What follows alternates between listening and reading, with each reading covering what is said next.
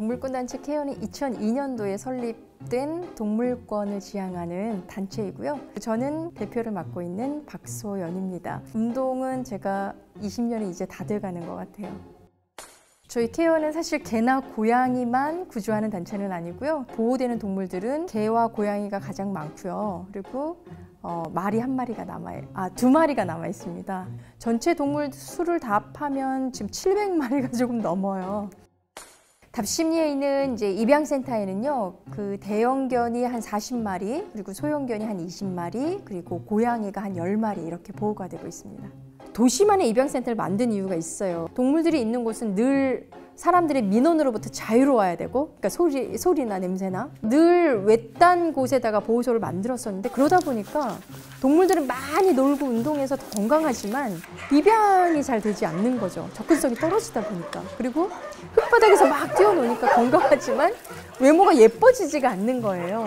사람들한테 직접 보여줄 수 있으면 입양이 더 빨리 갈 수 있을 것이다. 그래서 이제 도시만의 입양센터를 만들어 놓은 거죠.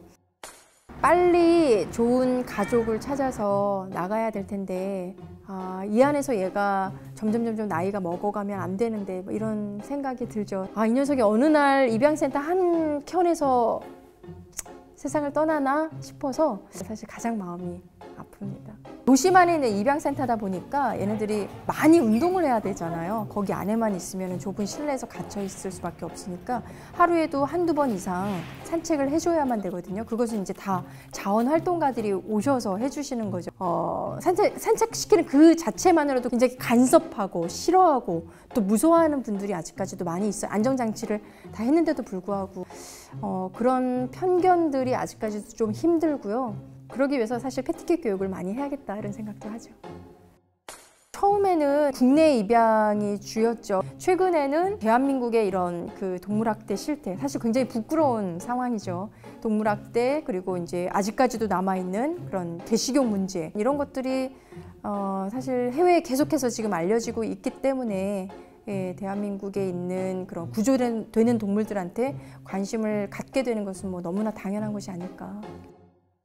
소형견 정도는 국내 입양도 잘 가지만 소형견 중에서도 또 잡종인 녀석, 장애를 가진 그런 동물, 그리고 대형견들은 국내 입양길이 거의 막혔다라고 저희가 지금 생각할 정도예요. 대한민국에서는 주거 공간들이 다 마당이 없는 주택들이 많잖아요. 그래서 덩치 큰 녀석들은 또 해외로 입양 가면 정말 많이 뛰어놀고 행복하게 살 수 있기 때문에 해외 입양 많이 관심 가져주시고, 이런 녀석들을 데리고 나가주시는 그런 이동 봉사자들, 그런 분들의 적극적인 도움이 많이 필요합니다.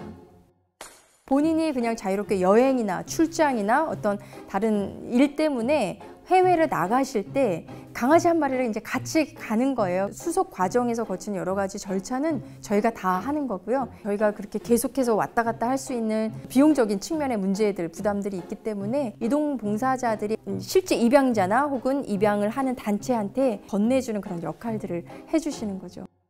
어느 날 SNS에 그 도마의 아기 때, 어렸을 때 그 사진이 올라왔는데 어떻게 이렇게 생긴 강아지가 다 있지? 싶을 정도로 굉장히 귀여운 녀석이었는데, 동물 사랑하는 한 시민이 자기가 기르는 반려동물을 매일매일 산책을 시키는데 하루 종일 짧은 줄에 묶여서 산책이라고는 평생 생각하지도 못하면서 살고 있는, 그리고 짬밥을 먹고 있고 이렇게 살고 있는 개들을 보면서 너무나 이제 안타까워 하셨던 거죠. 그래서 그런 녀석들을 조금씩 이제 챙겨주기 시작한 거예요. 그 중에 하나가 이제 도마였었는데 어느 날 도마가 사라진 거예요. 너무나 깜짝 놀랐던 거죠. 수개월 후에 우연히 다른 시골집에서 도마를 만나게 되죠. 그렇게 예뻤던 강아지가 너무나 초췌해졌고 너무나 더러워졌고 이제 도마를 구조하게 됐고요. 2년 동안 도마가 입양을 못 갔어요. 국내에서 입양하기에 도마의 크기가 굉장히 컸던 거죠. 그렇게 무려 2년 동안 입양센터에 있다가 우연히 어떤 분이 도마를 보고 입양 신청을 했는데요.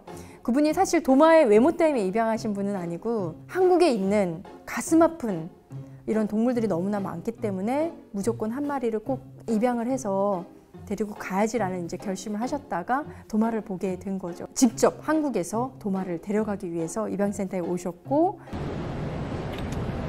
Doma, you ready to come to Boston? We're gonna go home. Hi, My name is Peter Romano. I'm from Boston, Massachusetts. I'm 41 years old, and I just adopted a dog from Korea, and his name is Doma. We had a long journey back to Boston from Korea. It was about a 14-hour flight. Now we've been home for about a couple days. It took him maybe a day or two to get adapted, but he's quite comfortable in his new home.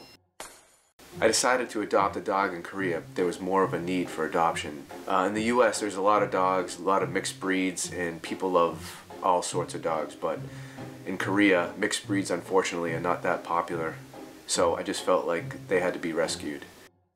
When I first saw Doma at the care center, he looked pretty happy. He was wagging his tail and looking all around, all of his dog friends that he's hanging out with.